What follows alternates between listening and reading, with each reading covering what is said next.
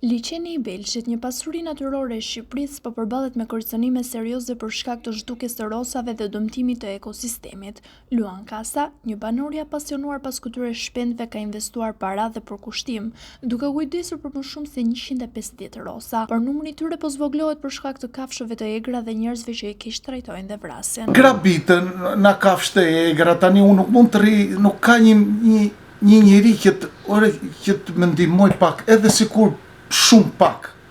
Nga shteti zero, shteti thot do i marrim thika, do i therim. Ja ku ka arrit kultura jonë.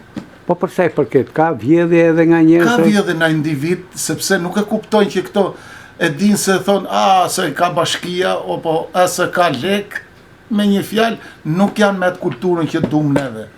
Se bota t'jep men. Kur t'jep men bota, ne hudhim botën. Para 2 ditësh, çfarë ndodhi me këto? Kishte? Që njëna që po ngrofte atje, i dëvojt një individ, e kishte gjujtur me shelma, thy vezët e këto, shumë gjenafi ma. Në gjithë veza, do të edhe një javë dilte, edhe unë jam detyrur tani që edhe unë jam drejt funit tani, nuk kam mo durim. Në sfidën për t'i mbrojtur këto shpend, Luani shprehet se është i vetëm. Ai nuk gjen mbështetje nga asnjë banor dhe as nga bashkia.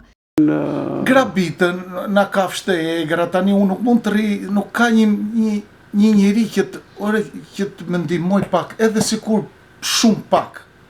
Nga shteti zero, shteti thot do i marrim thika, do i therim.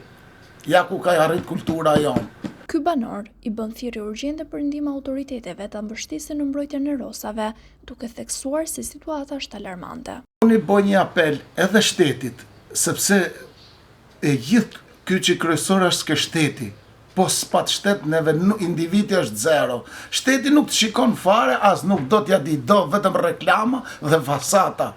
I jep fonde një x-it që vetë sa tabela të kota i 100 milion lek apo 50 milion lek, nuk jep një fond ose me shikoj pak, sa do pak.